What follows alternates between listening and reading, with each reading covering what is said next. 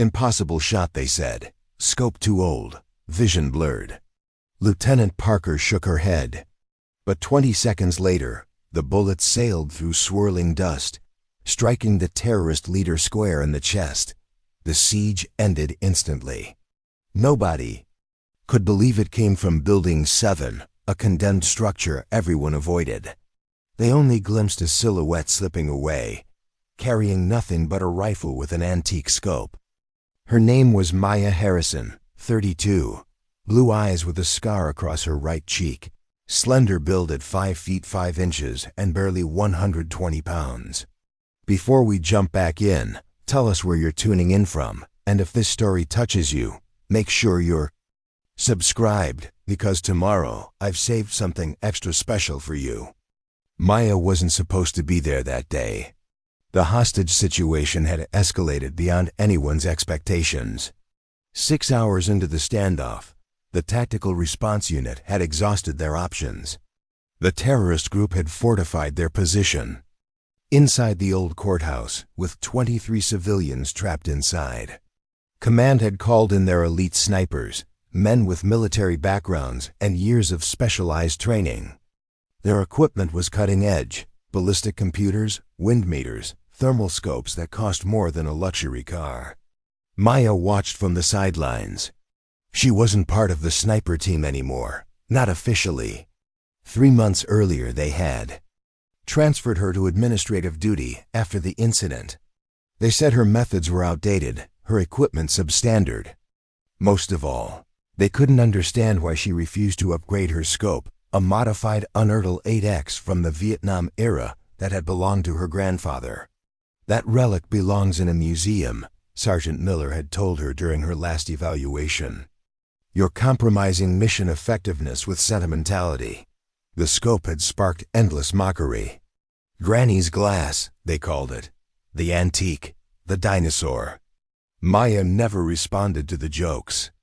She just maintained her scope with meticulous care, cleaning the lenses with the same solution her grandfather had used, adjusting the elevation drum with practiced precision. She carried a small notebook filled with handwritten ballistic calculations. No apps, no computers. Technology fails, her grandfather had taught her. Understanding never does. Born in a coastal fishing village where storms could roll in without warning, Maya had learned to read weather patterns before she could read books. Her grandfather, a former Marine sniper from another era, had taught her to shoot on their small boat, timing shots between wave swells. She could calculate wind drift from how seagulls adjusted their wings, distance from how sound traveled over water. Her eyes had adapted to see subtle light variations through her grandfather's old scope that digital systems would miss.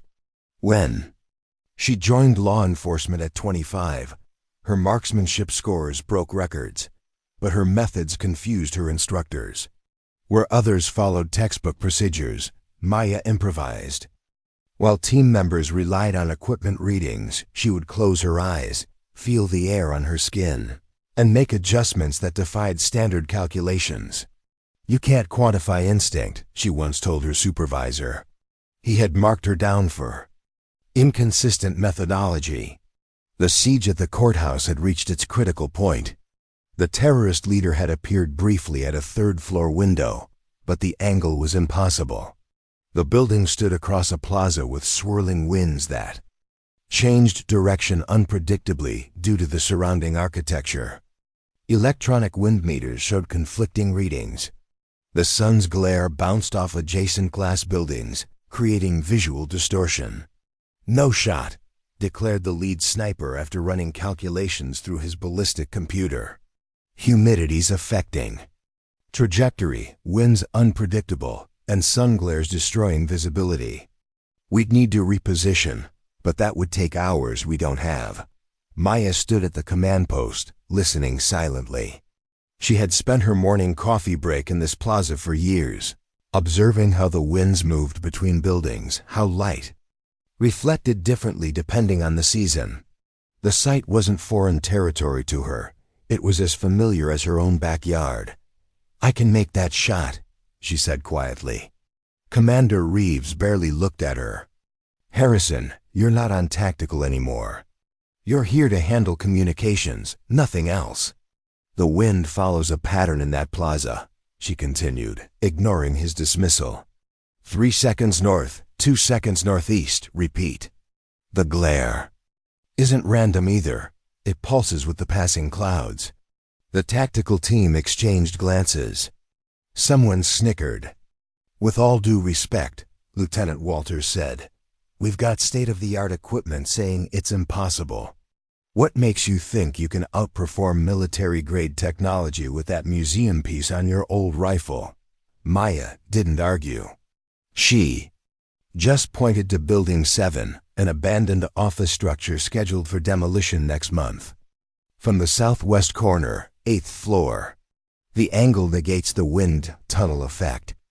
I've watched that plaza every day for 5 years. Commander Reeves was about to respond when his radio crackled. Hostage situation deteriorating. Suspect is threatening immediate execution of first hostage. 10-minute countdown initiated. The atmosphere changed instantly. Options were disappearing. Harrison, this isn't a game, Reeves said, his voice tense. 23 lives are at stake. I know, sir. Which is why I'm already carrying my rifle in my vehicle. The team leader stepped forward. Commander, we can't authorize an unvetted shooter with substandard equipment on an impossible shot. It violates every protocol we have. Maya met Reeves' eyes. Sometimes protocols don't save lives, sir. People do. Preparing and narrating this story took us a lot of time, so if you are enjoying it, subscribe to our channel. It means a lot to us. Now back to the story. The radio crackled again. 8 minutes to execution. Reeves made his decision. Building 7 is unstable. Officially, I cannot authorize anyone to enter it. He turned away, then added quietly, I'm going to be very focused on this monitor for the next 5 minutes. I won't notice if someone temporarily leaves their communications post. Maya slipped away without another word. She moved quickly to her vehicle, retrieved her rifle case, and made her way to Building 7 through a service alley. The building's security was minimal. Construction crews had already removed most valuable materials. She found a service stairwell and climbed 8 flights, her breathing controlled despite the exertion. The southwest corner office was empty except for broken furniture and dust-covered floors. Perfect. She sat up in the corner, not using a traditional sniper position, but sitting cross-legged, her back against the wall, rifle balanced on her knee. In a stance that would horrify any shooting instructor. Through her grandfather's scope, the world transformed. Where digital scopes would show heat signatures and distance calculations, Maya saw subtle variations of light and shadow. Her scope didn't tell her what to see. It simply clarified what was already there. She observed the plaza, counting the wind pattern, watching how flags moved, how dust swirled in predictable cycles. She opened her worn notebook, making a few notations with a stubby pencil. Not calculating, remembering. The formulas weren't mathematical equations, but personal shorthand for sensations she had experienced hundreds of times. Eagle wing tip meant a particular kind of wind resistance. Sea foam break described a specific light pattern. On her radio, she could hear the crisis team's communications.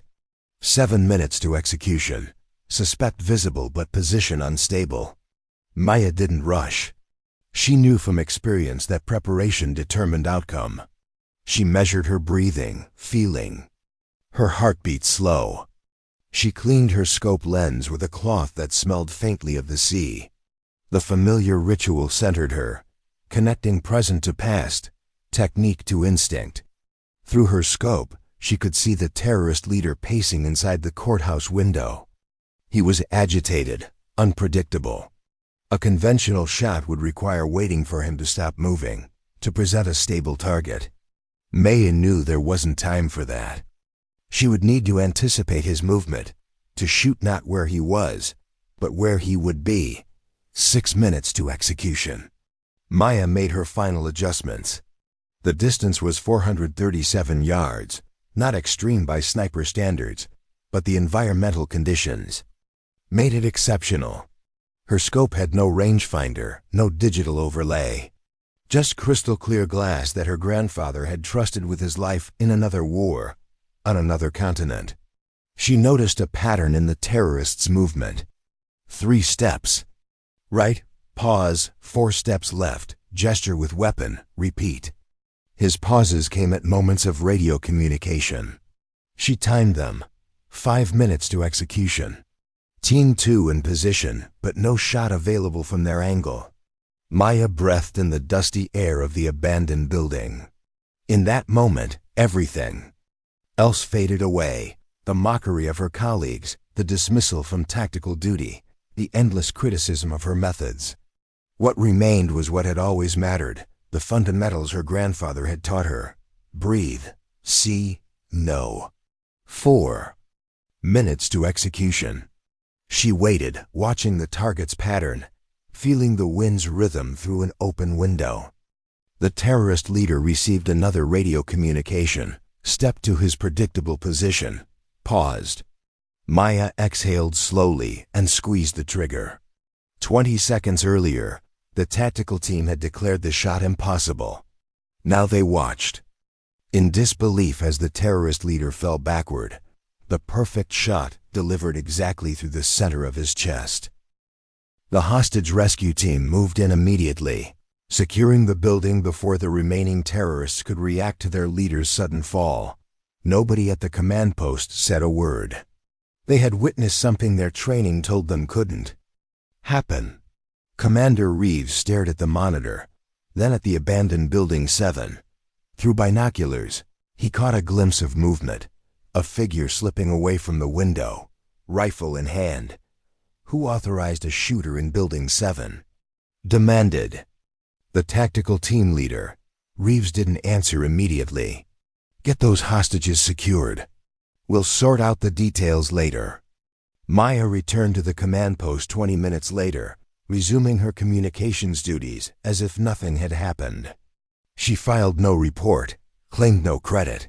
When the debriefing began, she sat quietly in the back, her weathered notebook tucked in her pocket. The shot came from Building 7, the tactical commander reported. Ballistics confirms it was a 7.62mm round, likely from an M24 platform. We have no record of deployment to that position. Eyes turned to Maya, who continued monitoring communications equipment with focused attention. Harrison, Commander Reeves said finally, did you have anything to do with this? Maya looked up, her expression neutral. Sir, Building 7 is officially condemned. Entry would violate safety protocols. As you know, I strictly follow department regulations. A hint of a smile crossed Reeves' face. Of course, just checking all possibilities. Later that evening, as teams packed up equipment, Lieutenant Walters approached Maya's desk. He hesitated, clearly uncomfortable. That was your shot, wasn't it? He asked quietly. Maya continued organizing files. The important thing is that 23 people are going home to their families tonight. Walters placed something on her desk, a small brass casing. Found this at the scene in Building 7. Interesting thing about it, the primer has a distinctive mark. Kind of like someone pressed a small X into it before loading. He paused. Like the markings I've seen on your practice rounds. Maya said nothing. Your grandfather's old technique, marking rounds for identification? He pressed. She finally looked up. My grandfather believed every shot should carry the shooter's responsibility. If you're not willing to put your mark on it, you shouldn't. Pull the trigger. Walters nodded slowly. The ballistics team is saying it was an impossible shot. Wind conditions, angle, moving target. Our computers calculated a less than 8% probability of success. He hesitated again. How did you do it with that antique scope? No rangefinder, no wind calculation, no ballistic computer. Maya closed her notebook. The scope doesn't make the shot, Lieutenant. It never has. Then what does? Understanding what you're looking through, not just what you're looking at. She stood, gathering her things. Technology measures conditions. Experience understands them. As she walked away, Walters called after her. The tactical team has an opening. After today, I think the commander might reconsider your transfer. Maya paused.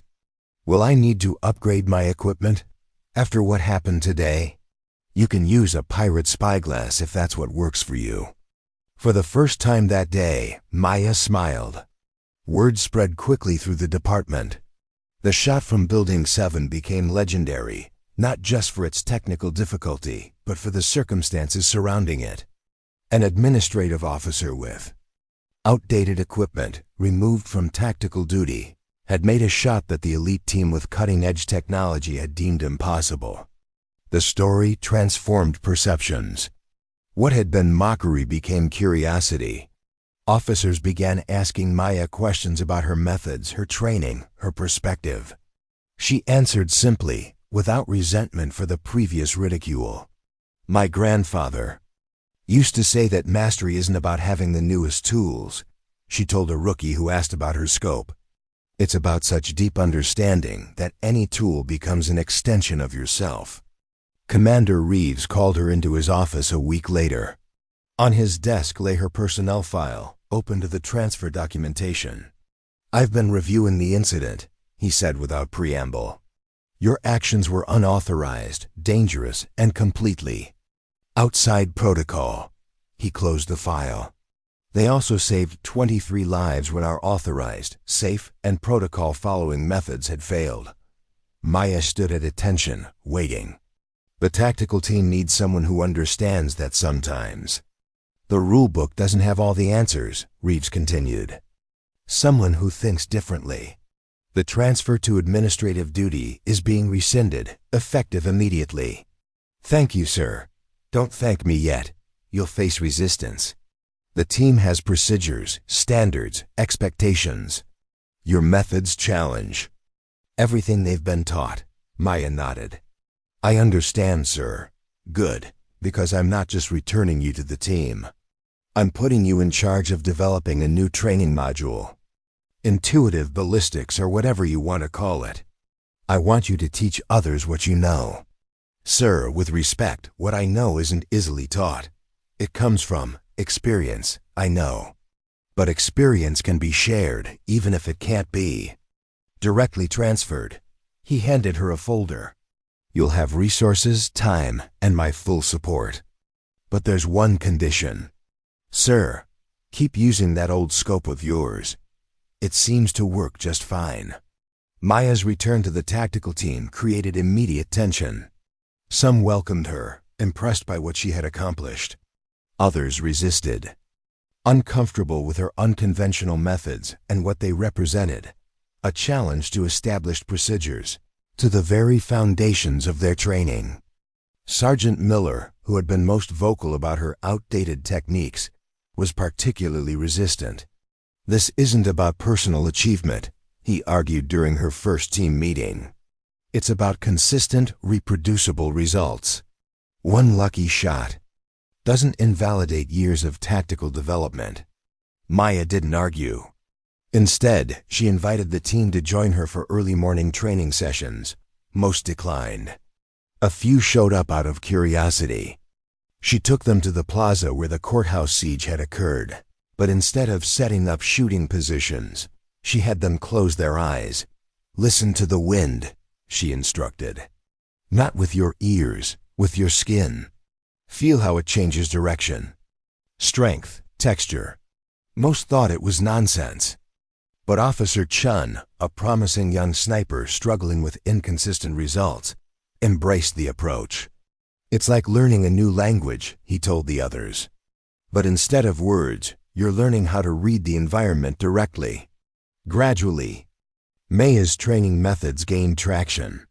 Not because she forced them on anyone, but because they produced results. Officer Chun's accuracy improved dramatically. Others noticed and became more receptive. Maya never criticized conventional techniques or technology. She simply offered alternatives, additional tools for their arsenal. Use everything available, she would say. But don't become dependent on any single approach. The best tool is understanding itself. 3 months after the courthouse incident, the department faced another crisis. A group of armed extremists had taken over a water treatment facility, threatening to release harmful chemicals into the supply. The facility's design created a nightmare scenario for tactical response: limited access points, exposed approaches, and industrial equipment that created unpredictable sound and air disturbances. The tactical team deployed with full equipment. Maya brought her rifle with the antique scope, but also something new: several team members who had embraced her training methods, who understood that sometimes feeling was as important as measuring. As the team set up positions, Sergeant Miller approached Maya. Their relationship remained strained, but professional necessity had created a functional truce. "We've got a problem," he said, showing her the facility schematics. "The control room where they're holding the plant workers has no viable angle of approach. Our technology can't compensate for the steam interference and chemical haze." Maya studied the layout. "What about the maintenance tunnel? Section E7. Too narrow for a shooting position. And the angle would require adjusting for heat distortion." "From the processing units." Maya nodded. "I'd like to try it." Miller hesitated. "Our calculations indicate—" "I understand," Maya interrupted gently. "But sometimes what can't be calculated can still be understood." To her surprise, Miller nodded. "Officer Chun will accompany you as spotter. His idea, not mine." The maintenance tunnel was exactly as difficult as Miller had described. Narrow, uncomfortable, with visual distortion from steam and chemical processing. Through conventional scopes, the target area wavered and blurred. But through her grandfather's simpler optics, Maya saw patterns in the distortion, rhythms she could anticipate. "I don't see how you can make this shot," Chun whispered beside her. "The readings are all over the place." "Stop looking at the readings," Maya instructed. "Close your eyes for 10 seconds. Feel the air current. Listen to the machinery cycles. There's a pattern here." Chun followed her instructions, then opened his eyes with new awareness. "The steam vents every 42 seconds, he said. "And the air current shifts just before. It happens, exactly. We don't fight the conditions. We use them." When the crisis team gave the signal to take the shot, Maya didn't rely solely on what her scope showed her. She integrated everything: the facility's mechanical rhythms, the changing air density, the specific way light bent through chemical haze. She waited for precisely the right moment in the cycle, when conditions aligned briefly, creating a window of opportunity that lasted less than 2 seconds. The shot found its mark with perfect precision. The hostage rescue team moved in, securing the facility without casualties. During debriefing, Sergeant Miller approached Maya again. "I've been reviewing your training proposals," he said. "I had reservations. Still do, about some aspects." Maya waited, expecting criticism. "But," he continued, "I can't argue with results. I'm recommending full implementation of your intuitive ballistics program, with one modification." "What's that?" "I want to be your first student." He gestured to her rifle with its antique scope. "And I want to understand that thing. Not to replace my equipment, but to understand why it works for you when it shouldn't." The story of Maya Harrison spread beyond her department. Other tactical units sent observers to learn her methods. A manufacturer of precision optics asked to study her grandfather's scope, not to replicate it, but to understand the principles that made its simplicity effective in certain conditions. More importantly, perceptions began to shift. What had once been dismissed as outdated or amateurish was recognized as a different kind of expertise, one based on deep environmental understanding and intuitive processing rather than technological dependence. Maya never sought recognition. She simply continued doing what she had always done, developing her skills. sharing her knowledge and respecting the lessons her grandfather had taught her. The antique scope remained on her rifle, not as a statement or point of pride, but as a reminder that the most important clarity comes from within the shooter, not the equipment.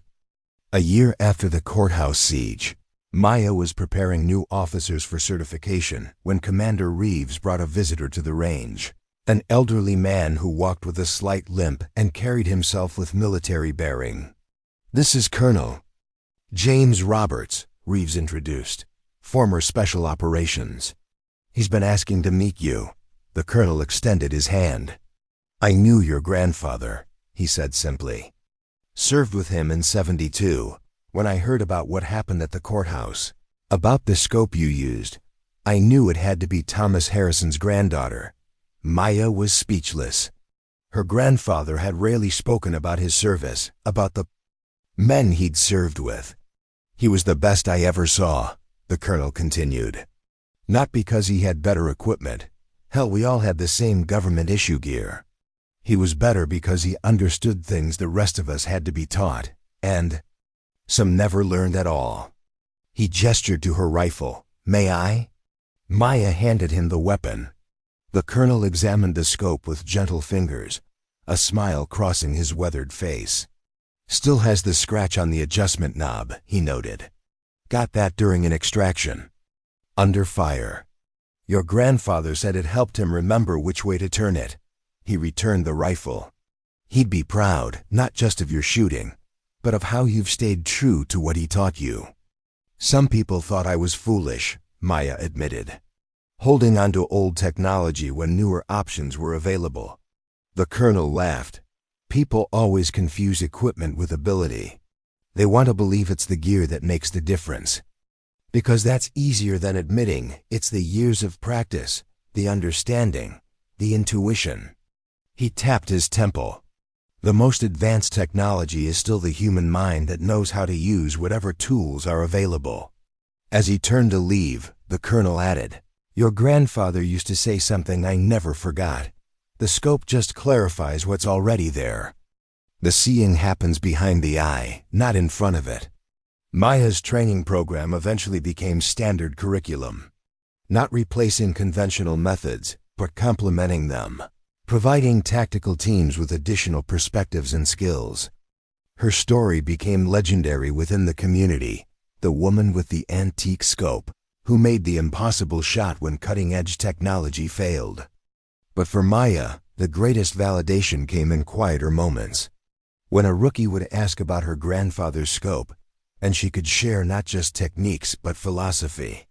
When Officer Chun, now a confident tactical leader himself, would remind his team that understanding trumps equipment every time.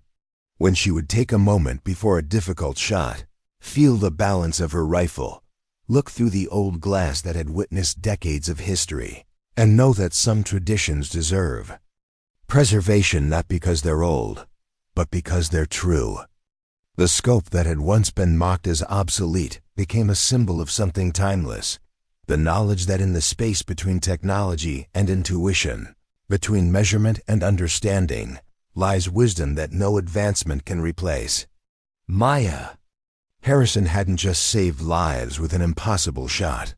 She had preserved a legacy of seeing the world as it truly was, beyond what any instrument could measure. And in doing so, she had taught others to see not just through their scopes, but beyond them. The impact of Maya's unconventional methods spread beyond her immediate team. 6 months after the water treatment facility incident, her training program had expanded to include officers from neighboring departments. What had begun as skepticism had transformed into genuine curiosity. The tactical community, traditionally resistant to change, was beginning to recognize that there might be value in approaches that couldn't be quantified in standard metrics. Captain Reynolds from the state police observed one of Maya's training sessions.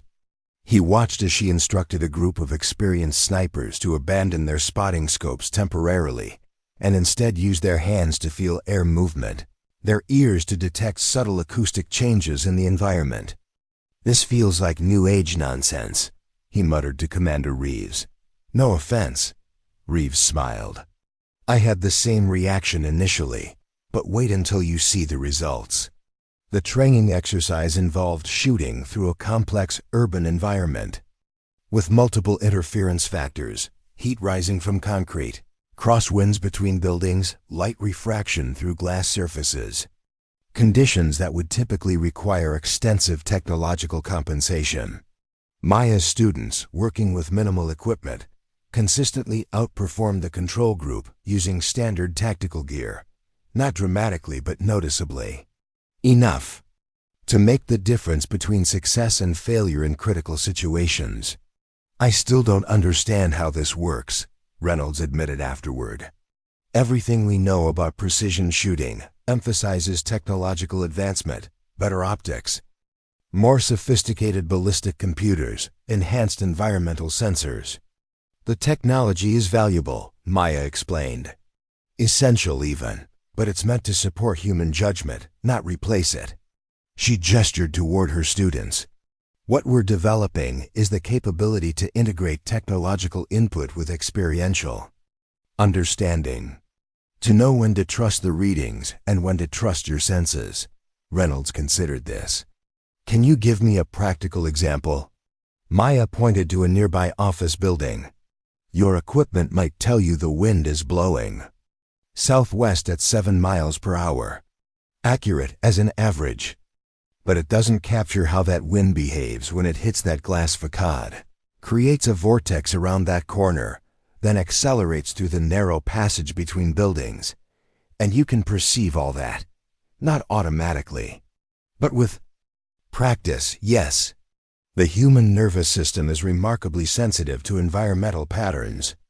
We've just been trained to override those perceptions in favor of instrumentation. Reynolds wasn't entirely convinced, but he was intrigued enough to send 3 of his officers to Maya's next training cycle. It was a pattern repeating across agencies, initial skepticism followed by cautious engagement, then growing recognition that Maya's approach filled gaps in conventional training. Not everyone was receptive. There remained a contingent of tactical leaders who viewed her methods as a regression, a romantic attachment to outdated techniques.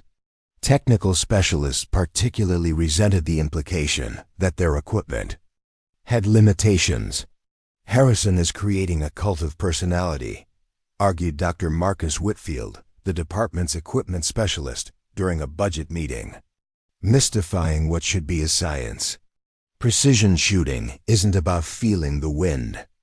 It's about measuring environmental variables and making appropriate adjustments based on established ballistic principles. Commander Reeves listened patiently. Nobody's suggesting we abandon measurement, Doctor. But Maya's results speak for themselves. Her team has the highest success rate in dynamic environments where conditions change rapidly. Correlation isn't causation, Whitfield insisted. Her team is composed of experienced officers who would likely perform well under any methodology. Then explain why their performance improved after implementing her training techniques. Whitfield had no immediate answer for that. The debate might have remained academic if not for what happened 3 weeks later. A terrorist cell had planted explosives throughout the city's central business district. Intelligence indicated the triggering mechanism was controlled by a single operator positioned somewhere within a 15-block radius. Finding and neutralizing this controller before detonation became the highest priority. Every available tactical unit deployed.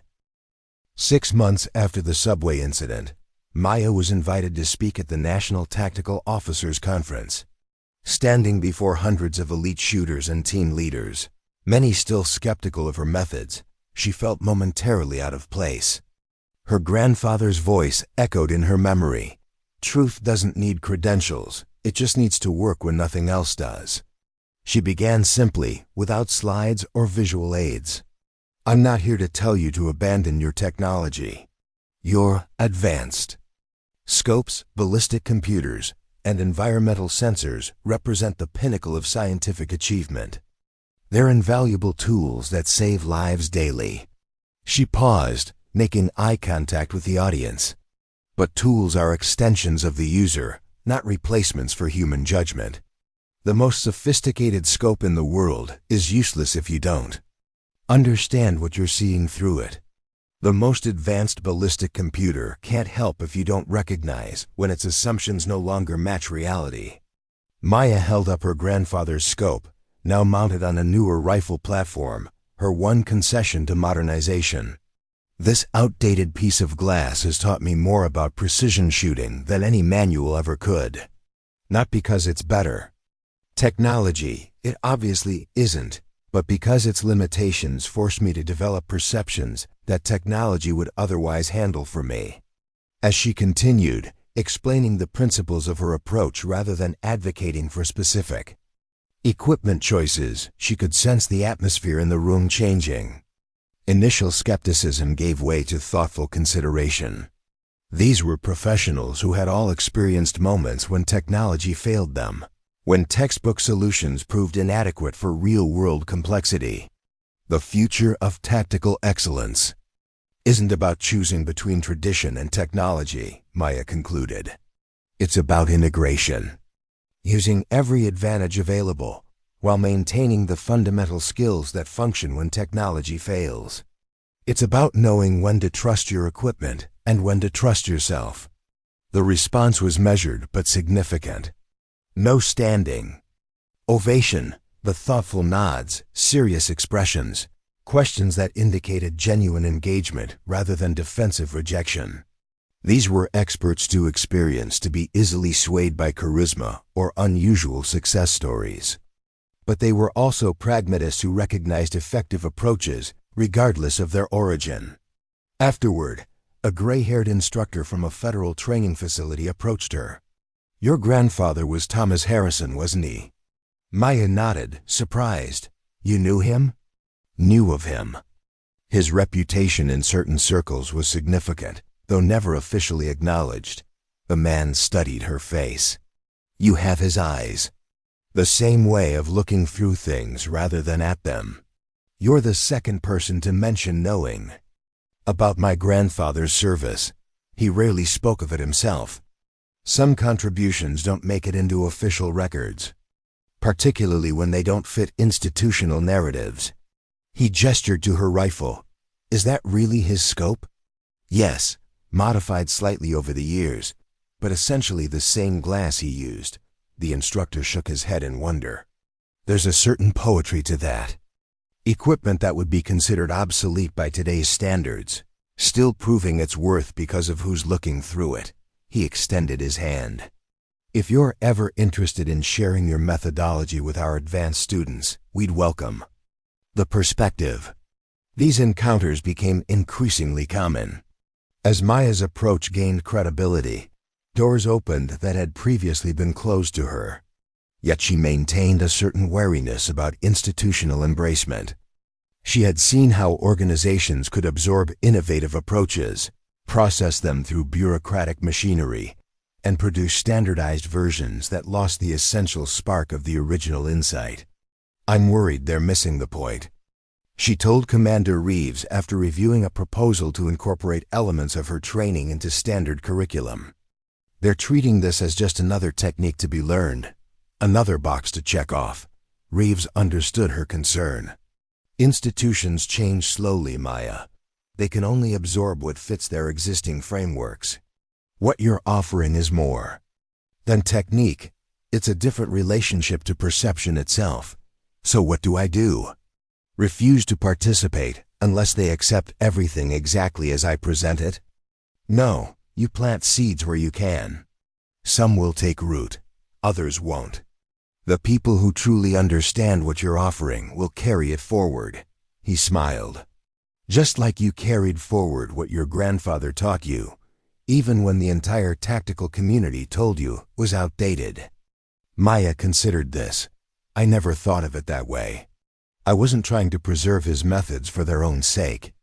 They just worked, made sense to me in a way other approaches didn't.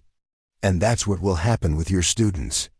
The ones who recognize the truth in what you're teaching will integrate it, adapt it, make it their own, regardless of what the official curriculum says."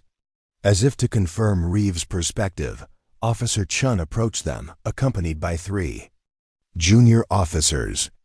"Sorry to interrupt, Commander, but these officers had questions about yesterday's training exercise that I thought Maya could address better than I could." The youngest of the group, Officer Sarah Patel, spoke up. "The ambient temperature drops we experienced during the exercise, they created a mirage effect that my scope couldn't compensate for. But I noticed you didn't seem affected by it." Maya nodded. "It's not about the scope compensating. It's about recognizing the pattern in the distortion. Heat doesn't rise uniformly.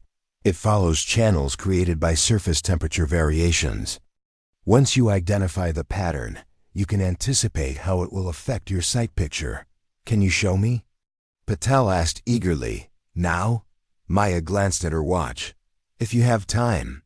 I've been practicing what you taught about feeling air currents, but I'm struggling with the visual integration." Maya looked at the group of young officers, their expressions earnest and interested. No skepticism, no institutional resistance, just genuine desire to learn. This was where real change happened, she realized. Not in conference presentations or curriculum proposals, but in these small moments of direct transmission. "I have time," she said, smiling. "Let's head to the range." As they walked, Maya felt a sense of completion. Her grandfather's legacy hadn't ended with her.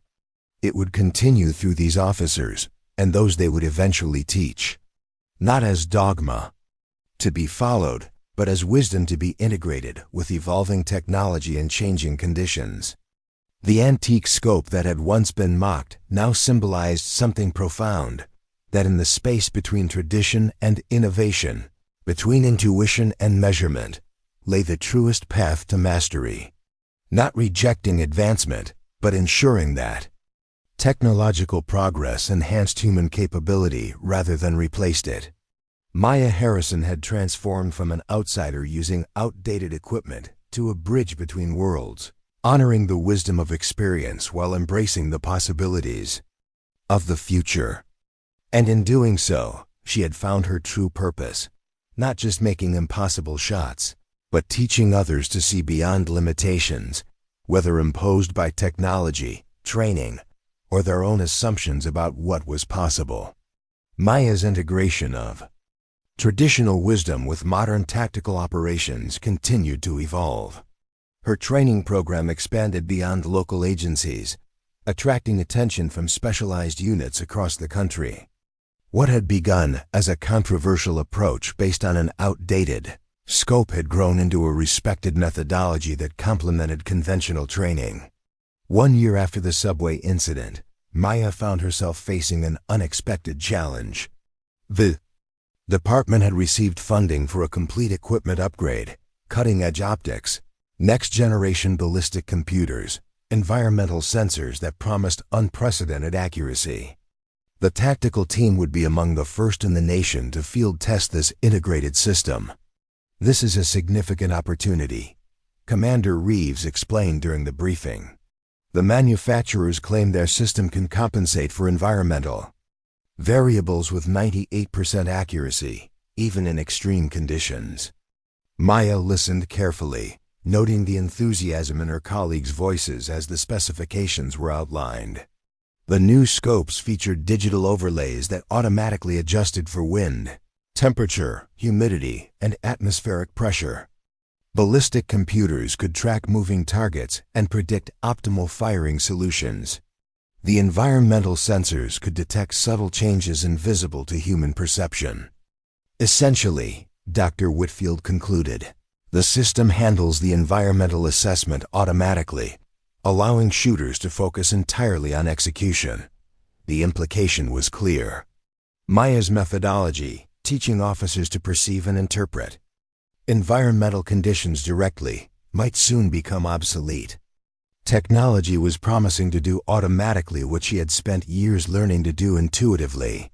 After the briefing, Officer Chun approached her. "What do you think about the new equipment?" Maya considered her response carefully. "It's impressive. The technology will undoubtedly help many officers improve their performance. But Chun prompted, sensing her reservation. But technology that does the thinking for you creates dependency. What happens when the system fails or encounters conditions it wasn't programmed to recognize? Chun nodded thoughtfully.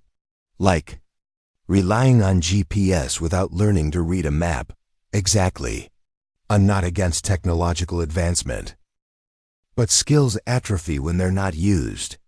She gestured to her rifle with its antique scope.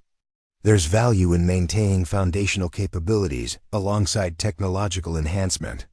The department leadership was sensitive to these concerns. Rather than mandating a complete transition to the new system, they established a dual-track approach. The primary tactical team would be equipped with the advanced technology, while Maya would lead a specialized unit that maintained proficiency with both traditional and enhanced systems. This compromise seemed reasonable on paper. In practice, it created an unexpected division. The tech team, as they became informally known, embraced their new equipment with enthusiasm bordering on reverence. Their training focused almost exclusively on system operation and optimization. Meanwhile, Maya's integrated team continued, developing their perceptual skills alongside technological proficiency. They trained with both advanced and basic equipment, learning to function effectively regardless of what tools were available.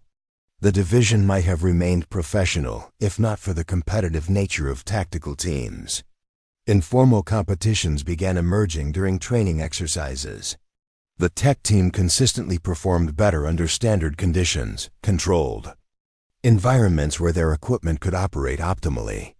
Maya's team showed their strength in unpredictable situations, especially when environmental factors changed rapidly.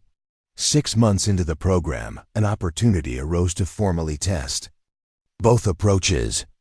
The Federal Tactical Challenge invited elite teams from across the country to participate in a series of complex scenarios designed to push the limits of tactical capability. Commander Reeves decided to send both teams, seeing an opportunity to evaluate their respective strengths under standardized testing conditions. The challenge was held at a remote training facility designed to simulate various tactical environments, urban settings, rural terrain, indoor structures with challenging architectural features. Teams would be evaluated not just on marksmanship, but on adaptability, decision-making, and overall mission effectiveness. As the department's teams prepared, the contrast in their approaches became increasingly apparent. The tech team focused on calibrating their equipment, uploading terrain data, and running simulation programs to optimize their systems for anticipated conditions. Their confidence was high. Their equipment represented the cutting edge of tactical technology. Maya's team prepared differently.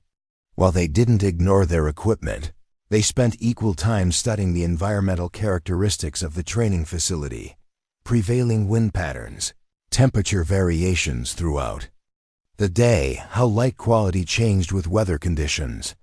They practiced with their advanced systems, but also trained with basic equipment, ensuring they could function effectively regardless of technological support. "They're overthinking it," remarked Sergeant Wilson, the tech team leader, watching Maya's group running exercises without their digital scopes. "The whole point of advanced technology is to eliminate those variables from the equation." Officer Patel, who had become one of Maya's most dedicated students, overheard the comment. "It's not about eliminating variables," she explained. "It's about understanding them so deeply that you can adapt when technology can't keep up." Wilson shrugged. "We'll see which approach scores higher."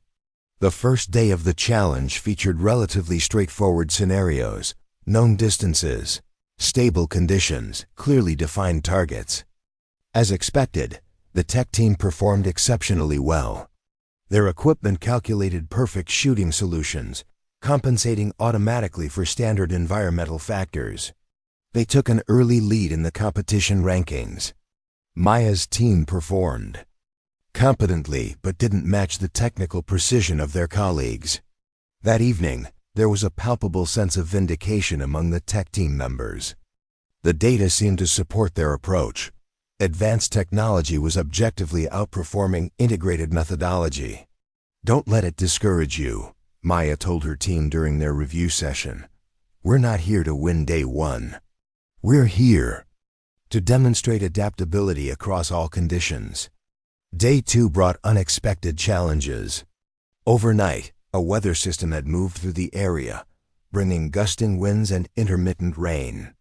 More significantly, the competition organizers introduced artificial environmental complications, smoke generators, industrial fans creating unpredictable air currents, heat sources producing mirage effects. Under these conditions, the performance gap began to narrow. The tech team's equipment struggled to adapt to rapidly changing circumstances. Their sensors provided contradictory readings. Their ballistic computers calculated solutions based on incomplete data. Their perfect scores from day 1 gave way to increasing frustration. Maya's team faced the same challenging conditions, but responded differently. When their advanced equipment provided unreliable data, they fell back on their perceptual training. They read the environment directly, making adjustments based on integrated awareness rather than digital feedback. Their performance remained consistent despite deteriorating conditions. By day 3, the challenge had evolved into a true test of tactical adaptability. The final scenarios involved complete technological interference, electromagnetic pulses, that temporarily disabled electronic systems, forcing teams to rely on basic equipment and fundamental skills. The tech team's performance plummeted. Without their advanced systems, many struggled with basic environmental assessment and manual adjustments. Years of relying on technology had eroded their foundational capabilities. Maya's team, by contrast, seamlessly transitioned to basic operations. The skills they had maintained and developed alongside technological proficiency allowed them to function effectively even without electronic assistance. Their performance actually improved during the technology blackout phases, demonstrating a level of adaptability that impressed the evaluators. When the final scores were tallied, Maya's integrated team had overcome their initial deficit to claim first place overall. The tech team placed respectably but fell short of expectations given their advanced equipment and early lead. The results sparked intense discussion within the tactical community. Equipment manufacturers defended their technology, arguing that, with further refinement, their systems would handle even the extreme conditions presented in the challenge. Traditionalists pointed to the results as evidence that fundamental skills should never be abandoned in favor of technological dependency. Maya found herself in the middle of this debate, though she hadn't sought the position. At the awards ceremony, a senior evaluator asked for her perspective on the results. "Technology is an incredible force multiplier," she acknowledged. "Under optimal conditions, it can elevate performance beyond what human perception alone can achieve. But optimal conditions are rare in the real world." She gestured to her team, standing proud with their hard-earned recognition. What these officers demonstrated wasn't rejection of technology but integration. They used advanced systems when appropriate and fell back on fundamental skills when necessary. That adaptability is what made the difference. The evaluator nodded thoughtfully. "Your team was the only one that improved their performance when the technology failed. Everyone else degraded. Because we never stopped developing the human operating system alongside the technological one." Maya smiled. "My grandfather used to say that the best tool is one you can use without thinking about it. But that doesn't mean you should stop thinking." Upon returning to their department, both teams found their perspectives had shifted. The tech team's confidence in their equipment remained strong, but many expressed interest in developing the perceptual skills that had proven so valuable during the challenge. Meanwhile, Maya's team embraced technological advancement with new appreciation, recognizing how it could enhance performance when properly integrated with fundamental capabilities. Commander Reeves called Maya into his office to discuss the implications of their success. "The equipment manufacturers have been calling," he said with a wry smile. "They're interested in consulting with you on the human factors aspects of their next-generation systems." Maya raised an eyebrow. "Are they actually interested in what I have to teach? Or do they just want to neutralize a perceived threat to their market?" "Probably both," Reeves admitted. "But that doesn't mean there isn't an opportunity here. Your approach has proven its value.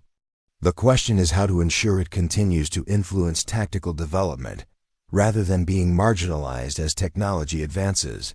Maya considered this challenge. She had never sought to create a competing methodology or to position herself as an authority. She had simply followed the wisdom her grandfather had passed to her, adapting it to modern contexts and sharing it with those who showed interest. "What if we reframe the entire discussion?" she suggested. "Not traditional versus technological, but integrated development of both human and technological capabilities." Reeves leaned forward, interested.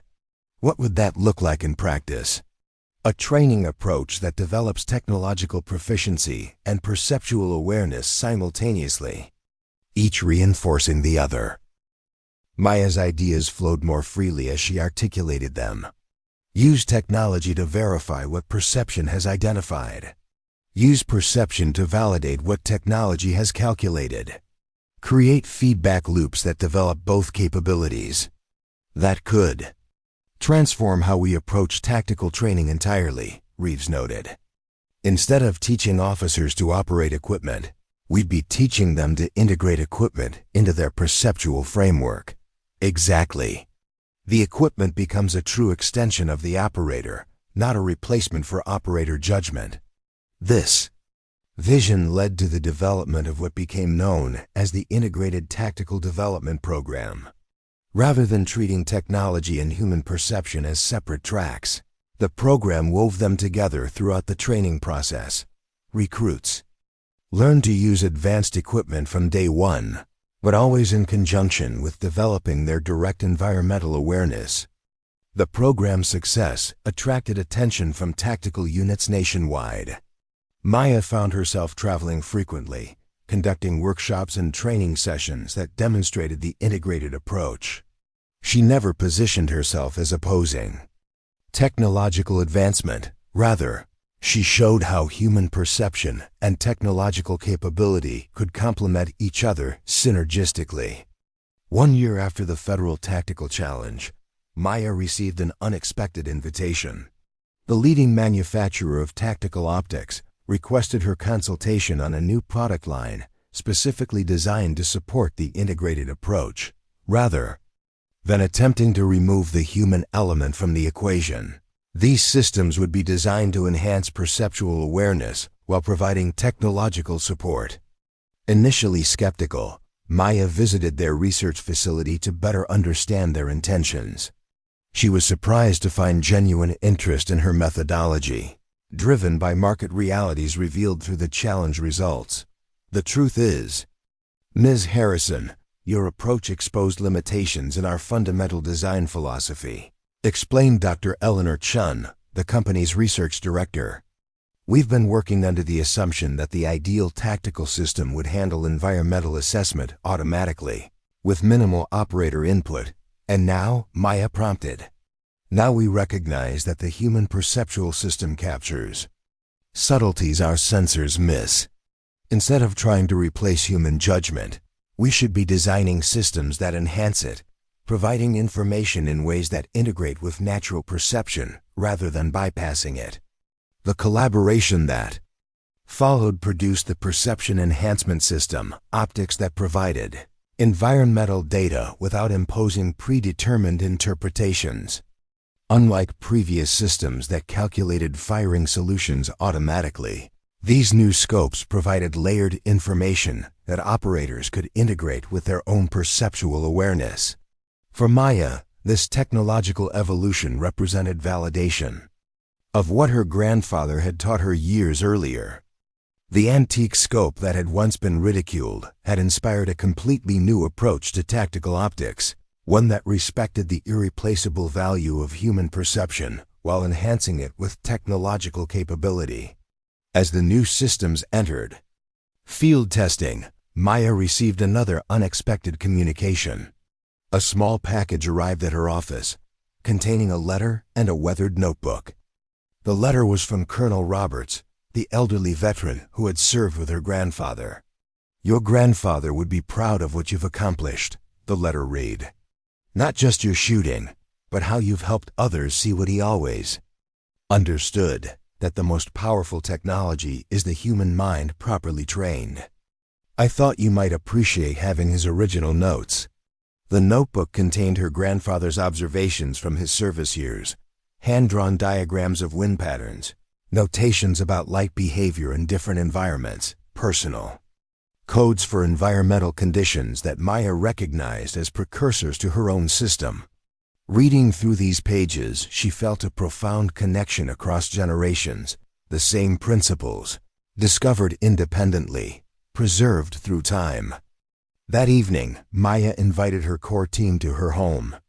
Officer Chun, Officer Patel, and the others who had embraced the integrated approach gathered in her living room as she shared her grandfather's notebook with them. "This is where it all started," she explained. "Not with rejection of technology, but with deep observation of the world. My grandfather didn't have access to the equipment we have today. He developed these perceptual skills out of necessity. We maintain them out of wisdom." Officer Patel studied the faded pages with reverence. "It's amazing how detailed his observations were, even without the measurement tools we take for granted." "That's what I've been trying to teach all along," Maya replied. "Technology measures, humans understand. The most effective tactical operators integrate both. Do you think there will ever be technology that truly replaces what we do?" asked one of the younger team members. "Artificial intelligence that can interpret environmental conditions better than human perception?" Maya considered the question carefully. Technology will continue to advance. Systems will become increasingly sophisticated at measuring and analyzing environmental factors. But there's something about human perception that transcends measurement. An intuitive understanding that comes from being part of the environment we're observing. She picked up her grandfather's scope, which now resided on a display stand in her living room, retired from active service but preserved as a symbol of her journey. "This piece of glass taught me that limitations can become strengths when they force you to develop deeper awareness. No technology, however advanced, can replace the understanding that comes from direct experience." As her team departed that evening, Maya remained on her porch, watching the subtle shifts in the evening air, feeling the temperature gradients against her skin, observing how light quality changed as the sun descended. These perceptions had once been merely interesting observations. They had become the foundation of her professional expertise. Now they represented something more, a connection to those who had come before and those who would come after, a lineage of understanding that transcended technological epochs. The following week, she began writing the book, not a technical manual or training guide, but a more fundamental exploration of the relationship between perception, technology, and mastery. She titled it, "Beyond the Scope, Integrating Human Perception and Technological Advancement in Tactical Operations." The book became a cornerstone text in advanced tactical training, bridging divides between technological enthusiasts and traditional skill advocates. Maya's approach, respecting both the power of advanced technology and the irreplaceable value of human perception, resonated across generations of tactical operators. Years later, as Maya watched a new generation of recruits training with systems that seamlessly integrated technological feedback with perceptual development, she reflected on the journey that had brought her here. It had begun with mockery of an ancient scope, with dismissal of methods that didn't conform to institutional expectations. It had evolved through crisis moments when the impossible became necessary, through validation and competition, through technological collaboration. But at its heart, The journey had always been about honoring a simple truth her grandfather had taught her, that the most powerful technology is understanding itself. That seeing clearly means more than having perfect optics, it means integrating all available information, technological and perceptual, into coherent awareness. The antique scope that had once been ridiculed now held a place of honor in the tactical training center, displayed alongside cutting-edge systems as a reminder. That advancement doesn't mean abandonment of fundamental wisdom. New recruits were taught to respect both tradition and innovation, to develop technological proficiency and perceptual awareness as complementary aspects of tactical mastery. And sometimes, when conditions were particularly challenging during training exercises, instructors would still ask the question that had become legendary within the community: what would Maya do? The answer was never about rejecting technology or clinging to tradition. It was about integration, using every available tool, technological and perceptual, to achieve mission success under any conditions. Maya Harrison had transformed tactical operations not by fighting against technological advancement, but by ensuring that human wisdom remained at its center.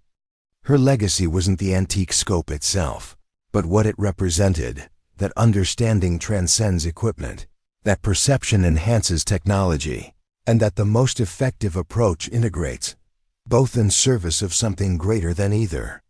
Alone, the ancient scope had never been the limitation others perceived. It had been the catalyst for a revolution in tactical thinking that would influence generations to come. And in that transformation lay a truth that extended far beyond tactical operations, that sometimes what others mock as outdated may contain precisely the wisdom needed to build a better future. 10 years after the Federal Tactical Challenge that had transformed Maya Harrison from controversial figure to tactical visionary, she found herself facing her greatest challenge yet. The integrated tactical development program she had pioneered had become standard training in elite units across the country. The perception enhancement system she had helped design had evolved through multiple generations, each more sophisticated than the last. Her book had been translated into 12 languages and was required reading at advanced tactical academies. But success brought complacency. As the integration of perceptual awareness and technological enhancement became institutionalized, Maya noticed a troubling trend. What had begun as a dynamic, adaptable approach was hardening into rigid doctrine. New instructors taught the techniques without understanding the principles behind them. Operators followed procedures without developing true perceptual awareness. "They're treating the integrated approach as just another system to master," she confided to Officer Chun, now Commander Chun of his own tactical unit. "They've turned it into exactly what it was meant to replace, a standardized methodology that doesn't require deep understanding." Chun nodded thoughtfully. The paradox of institutional adoption. Once something becomes standard procedure, people stop questioning why it works. They just follow the steps. Which defeats the entire purpose, Maya added. The integrated approach isn't about following procedures. It's about developing awareness that transcends procedural thinking. This conversation might have remained philosophical if not for events that unfolded the following week. A sophisticated terrorist network had deployed a new type of threat: tactical jamming systems that disabled electronic equipment within their operational radius. Initial encounters had proven devastating for conventional tactical teams whose operations depended heavily on technological support. After several failed interventions resulting in casualties, federal authorities requested Maya's assistance. The situation was dire. Hostages were being held in a corporate headquarters building equipped with the jamming technology. Conventional tactical teams couldn't function effectively without their electronic systems.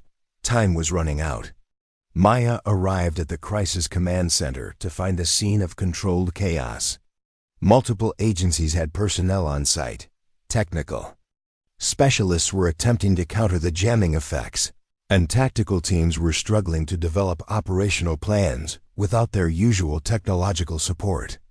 "Miss Harrison," greeted Federal Director Lawrence, tension evident in his voice. "Thank you for coming. We're facing a situation that directly challenges the integrated approach you've developed." "How so?" Maya asked, studying the building. Schematics spread across the command table. The jamming technology doesn't just affect communication systems.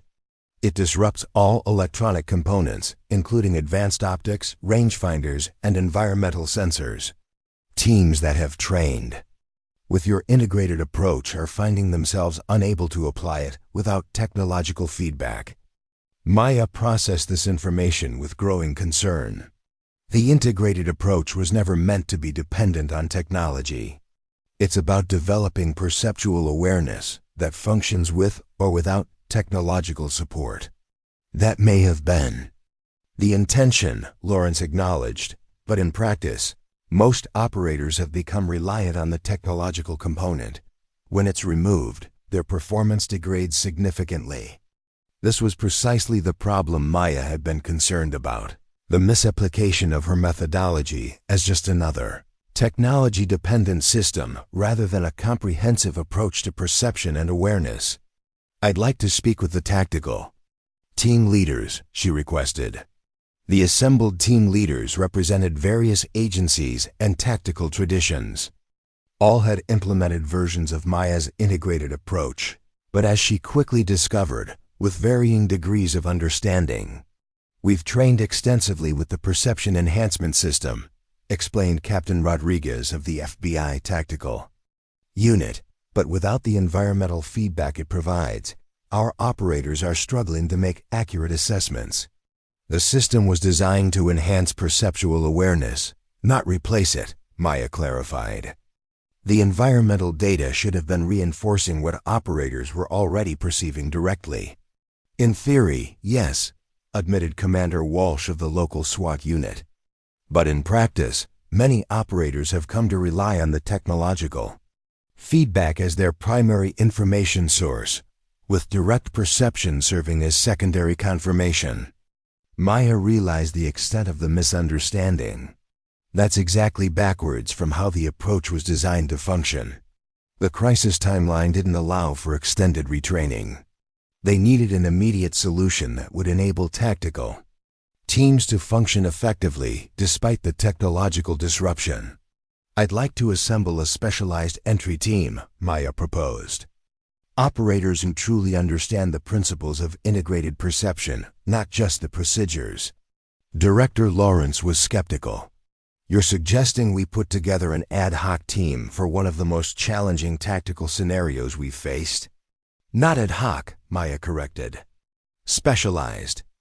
Operators selected specifically for their genuine mastery of perceptual awareness, independent of technological support." After tense discussion, Lawrence reluctantly agreed. "You have 4 hours to assemble and prepare your team.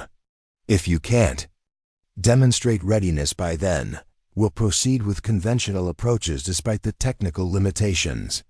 Maya immediately contacted Commander Chun, who arrived within the hour. Together they reviewed personnel files from various agencies, identifying operators who had demonstrated true understanding of the integrated approach, those who had asked the deeper questions, who had shown exceptional adaptability when technology failed, who had developed genuine perceptual awareness rather than procedural compliance. By mid-afternoon, Maya had assembled a team of 12 operators from 5 different agencies. None had worked together before, but all shared a fundamental understanding of perception-based tactical operations. Some were veterans who had initially trained under Maya herself. Others had embraced the principles through her book and subsequent training programs. "I know you all come from different units with different protocols," Maya addressed the assembled team. "But today we're facing a situation that transcends procedural differences.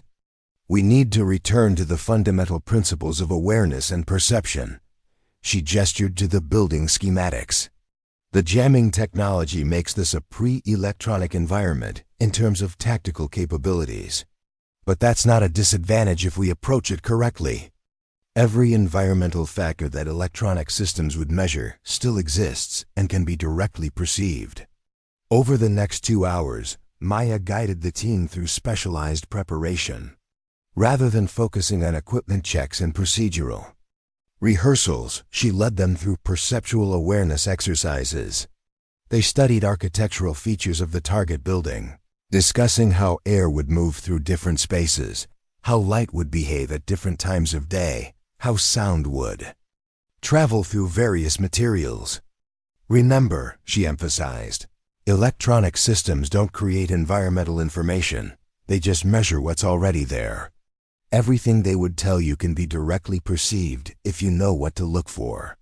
The team equipped themselves with basic, non-electronic tactical gear, manually adjusted scopes without electronic components, traditional communication methods, simplified equipment that wouldn't be affected by the jamming technology. To outside observers, they appeared to be taking a significant step backward in tactical capability. When Director Lawrence reviewed their preparation, his concern was evident. "Ms. Harrison, these operators look like they're equipped for an operation 20 years ago. Are you certain this approach will be effective against an adversary with advanced technological capabilities?" "Their technological advantage creates a specific vulnerability," Maya explained. "They expect tactical teams to be dependent on electronic systems. When those systems fail, they expect operators to be compromised. They're not preparing for a team that functions effectively without technology." Lawrence remained skeptical, but acknowledged the logic. "The hostage situation is deteriorating. We need to act within the next hour. Is your team ready?" Maya looked to Commander Chun, who nodded confirmation. "We're ready." The operation that followed would later be studied in tactical academies worldwide as a case study in adaptability and perceptual mastery. The specialized team infiltrated the target building using approaches that conventional tactics would consider high risk, paths that electronic systems would flag as exposed or vulnerable, but which human perception recognized as protected by specific environmental factors. Inside the jamming field, they navigated without electronic assistance, using direct environmental reading to track movement, identify threats, and maintain positional awareness. They communicated using subtle visual signals and prearranged acoustic indicators that leverage the building's architectural properties rather than electronic transmission. Most significantly, they engaged hostile targets with extraordinary precision despite lacking the ballistic calculation systems that had become standard in tactical operations. They read air movement directly, assessed distance through visual triangulation, and maintained situational awareness through integrated sensory perception rather than electronic feedback. The operation succeeded where technology-dependent approaches had failed. All hostages were rescued, hostile forces were neutralized, and the team sustained minimal casualties despite operating in what conventional tactical doctrine would consider severely compromised conditions. In the after-action review, Director Lawrence struggled to reconcile what he had witnessed with established tactical understanding. "By every metric in our assessment protocols, your approach should have failed catastrophically. You operated without the systems we consider essential for modern tactical effectiveness." "We operated without the technology," Maya corrected, "but not without the capabilities those systems are designed to support. The electronic components are tools that enhance fundamental human capacities. They don't replace them." The implications extended far beyond this single operation. Tactical units across multiple agencies were forced to reconsider their implementation of the integrated approach. What had been adopted as a set of procedures and equipment specifications was revealed as something much more fundamental, a philosophy of perception and awareness that transcended technological dependency. In the months that followed, Maya was invited to conduct specialized training for elite units, focused on operating effectively in technology-denied environments. But she recognized that occasional training sessions wouldn't address the deeper issue, the institutional tendency to reduce complex understanding to procedural compliance. We need to change how we think about tactical development entirely, she proposed during a multi-agency review conference. Not as the mastery of equipment and procedures, but as the development of operators who understand principles so deeply they can adapt to any conditions. This philosophy led to the establishment of the Advanced Perceptual Development Center, a specialized training facility focused not on specific tactical scenarios or equipment platforms, but on the fundamental development of perceptual awareness that could be applied across all tactical domains. Maya served as the center's founding director, working with a diverse team of instructors drawn from military, law enforcement, and even unconventional backgrounds like wilderness survival experts and sensory perception researchers. The curriculum integrated traditional tactical training with perceptual development practices from multiple disciplines, some ancient, some cutting edge. The greatest tactical advantage isn't technological, Maya explained to the center's first class of students. It's perceptual. Understanding your environment so deeply that you can operate effectively under any conditions, with any equipment or no equipment at all if necessary. The center's training methods were initially controversial. Traditional tactical instructors questioned practices that seemed more appropriate for meditation retreats than tactical academies, extended periods of silent observation, perception exercises conducted blindfolded, training scenarios where operators had to rely entirely on non-visual senses. "This isn't tactical training," complained one veteran instructor after observing a session where operators sat motionless for an hour, simply feeling air currents against their skin. "This is some kind of New Age nonsense." "Really?" Maya challenged. "Then explain why operators who complete this module show a 43% improvement in wind assessment accuracy during sniper qualification." Results gradually silenced the critics. Graduates of the center's programs demonstrated exceptional adaptability across diverse tactical scenarios. They functioned effectively with advanced technology, but didn't degrade when that technology failed. They integrated new equipment platforms without becoming dependent on them. Most importantly, they understood principles deeply enough to innovate appropriate solutions for unprecedented challenges. 5 years after establishing the center, Maya received a visitor she hadn't expected. Dr. Whitfield, the equipment specialist who had once been her most vocal critic. Now approaching retirement, he had requested a private meeting. "I've been following your work with the center," he began, studying the training facility visible through Maya's office window. "It's not what I expected." "What did you expect?" Maya asked. "Honestly, a rejection of technology. A return to old-school methods." He smiled ruefully. "Instead, you've created something that transcends both traditional and technological approaches. These operators use our most advanced systems more effectively than specialists trained specifically on those platforms. And when the technology fails, they adapt instantly." Maya appreciated his candor. It was never about rejecting technology, Dr. Whitfield. It was about understanding what technology actually does. It extends human capability without replacing the fundamental awareness that makes that capability meaningful. Whitfield nodded thoughtfully. "I'm retiring next month. My division is developing next-generation tactical systems, quantum-enhanced sensors, AI-driven environmental assessment, neural interface controls. Remarkable technology." "I'm sure it is, but watching your operators work, I've realized something crucial that our design philosophy has missed." He leaned forward intently. "We've been designing systems to make tactical operations less dependent on human variability, to standardize performance regardless of operator capability. And now I see that's exactly backwards. The most effective approach is developing operators whose capability transcends technological support, them designing technology that enhances that capability rather than replacing it. This conversation led to an unexpected collaboration during Whitfield's final months before retirement. He invited Maya to consult on the design philosophy for next-generation tactical systems, not to provide technical specifications, but to ensure the human perceptual element remained central to system architecture. The resulting design approach, eventually known as the Harrison-Whitfield framework, transformed how tactical technology was conceptualized.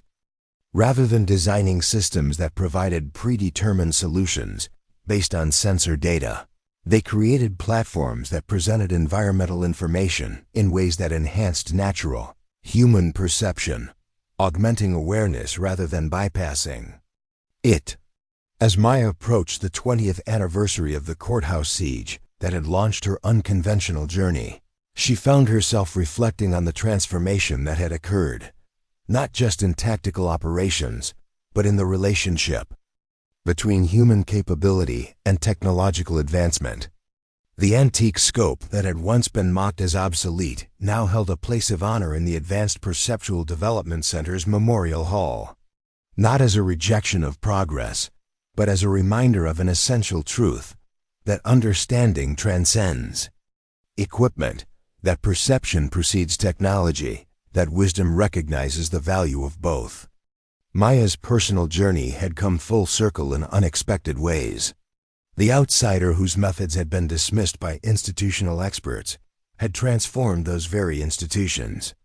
The woman who carried an ancient scope had helped design the most advanced tactical systems ever developed. The officer removed from tactical duty for failing to embrace technological standards had established new standards that integrated human perception and technological capability in ways previously unimagined. During a graduation ceremony for the center's advanced program, Maya addressed the assembled operators with reflection born from decades of experience. "The greatest challenge you'll face isn't technological," she told them.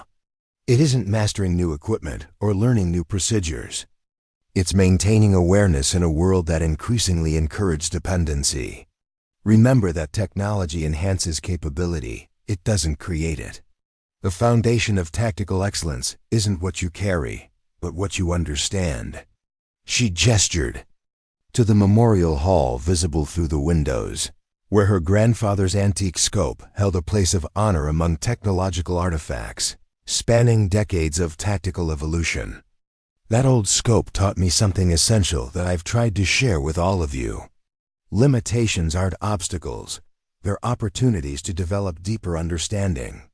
Challenges aren't setbacks, they're invitations to transcend conventional approaches. And mockery isn't failure, it's often the first response to innovation that threatens established thinking." Maya smiled at the assembled operators, men and women who represented the integration of traditional wisdom and technological advancement, of perceptual mastery and tactical innovation. They laughed at that ancient scope because they didn't understand what it represented, that seeing clearly isn't about having perfect optics, but about perfect understanding of what you're seeing. That wisdom transcends equipment, that perception precedes technology. She paused, making eye contact with individual graduates. "You carry that understanding now. Not as doctrine to be followed, but as wisdom to be applied. Not as procedures to execute, but as principles to embody. The greatest shot you'll ever make isn't measured by distance or difficulty, but by the understanding it represents." As Maya concluded her address, she noticed an elderly man seated quietly in the back of the auditorium, Colonel Roberts, now well into his 90s but still attending every graduation ceremony. He had become a living link to her grandfather's legacy, a reminder that wisdom passed between generations transcends the technological epochs that separate them. After the ceremony, he approached her with his characteristic directness. "Your grandfather would be proud," he said simply. "Not just of what you've accomplished, but of how you've accomplished it. You've honored his wisdom while creating something entirely new." Maya walked with him slowly toward the memorial hall. I sometimes wonder what he would think of all this, she admitted. The center, the programs, the technology we're developing now. He wouldn't be surprised, Roberts replied with certainty. He always understood that the principles were timeless, even if the applications changed. That's why he insisted on teaching you perception first, equipment second. They paused before the display case containing the antique scope, the simple piece of glass that had launched a revolution in tactical thinking. You know, Roberts said thoughtfully, there's a story he told me once about when he first received that scope. The older Marines mocked him for treating it with such care, for spending hours understanding exactly how it worked rather than just using it. It's just a scope, they told him. Point and shoot. Maya smiled, recognizing her grandfather's experience mirrored in her own. What did he tell them? Nothing at first. But after he made a shot, they all declared impossible, through shifting jungle air that their equipment couldn't compensate for. One of them asked how he'd done it. Roberts chuckled at the memory. He said, I wasn't looking through a scope. I was looking through understanding. The phrase resonated deeply with Maya, capturing exactly what she had spent decades trying to teach. Not techniques or procedures, or equipment specifications, but a fundamental approach to perception itself. Understanding so deep it transcended the tools used to apply it. As Colonel Roberts departed, Maya remained in the memorial hall, studying the artifacts that charted the evolution of tactical operations, from her grandfather's antique scope to the most advanced systems currently in development. Each represented a different technological epoch, but all served the same fundamental purpose, extending human perceptual capability to meet tactical challenges. The mockery that had once greeted her ancient scope had transformed into respect not just for Maya personally, but for the philosophy it represented, that technological advancement served human capability rather than replacing it, that perception preceded equipment, that understanding transcended tools. Maya Harrison's journey from ridiculed outsider to tactical visionary had transformed how institutions approached the relationship between human development and technological advancement. The integration she had pioneered wasn't merely a tactical methodology. It was a philosophy that recognized the irreplaceable value of human perception, enhanced by technology rather than replaced by it.